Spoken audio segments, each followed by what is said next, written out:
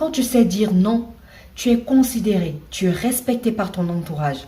Ton opinion, ton avis, ça compte et c'est important. Mais si tu ne sais pas dire non, tu peux dire adieu à ta liberté. Parce que les gens vont profiter de toi, de ta soi-disant gentillesse. Tu ne seras pas crédible, ni respecté, ni considéré.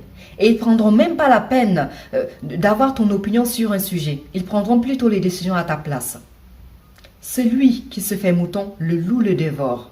Il y a beaucoup de gens qui ont du mal à prononcer ce mot non, de peur de vexer, de rentrer en conflit ou de ne plus plaire. Du coup, qu'est-ce qu'ils font? Ils préfèrent passer par 4 chemins, fabriquer des mensonges, trouver des prétextes. Il y a tellement de gens qui tiennent à être bien vus qu'ils sacrifient leur bonheur, leur liberté, en consacrant leur temps, le peu de temps qu'ils ont, aux autres, à rendre service, à faire plaisir. Même s'ils n'en ont pas envie, même s'ils ne sont pas disponibles, ils vont quand même le faire. Au lieu de chercher à réussir votre vie, vous aidez plutôt les autres à réussir le leur. Il y a un moment pour être gentil et un moment pour dire non, ça suffit. À un certain moment, il faut faire ce qui est bon pour toi et non ce qui est bon pour les autres. Arrêtez de vivre pour les autres, de vouloir faire plaisir à tout le monde. Vous pouvez très bien dire non sans pour autant vexer. Tu ne peux pas tout le temps rester à vouloir faire plaisir aux autres, à vouloir rendre service. Et quand toi tu as besoin de quelqu'un, tu ne vois personne. C'est pas possible. C'est pas normal. Et en général, les personnes qui disent que vous êtes cool, vous êtes gentil, ils vous voient plutôt comme un idiot, qui les dépanne quand ils en ont besoin. Ils vous voient aussi comme quelqu'un qui n'a pas de personnalité. Oui. Quand tu n'as pas confiance en toi, encore une fois, tu ne sais pas dire non. Et tu n'as pas de personnalité. Tu fais tout ce que les autres font. Tu imites les autres. Tout ce que les autres te disent, tu le fais. Tout ce qu'ils te demandent, tu donnes. Et tu donnes sans limite. Aussi, il faut vous dire qu'il y a des personnes à qui on ne désobéit pas. Des personnes qui, dans leur tête, tout est prêt, tout est carré, tout est ordonné. Quand ils te disent c'est noir, c'est noir. Quand ils te disent c'est blanc, c'est blanc. En fait, ces personnes, ils se lancent aussi un défi à eux-mêmes.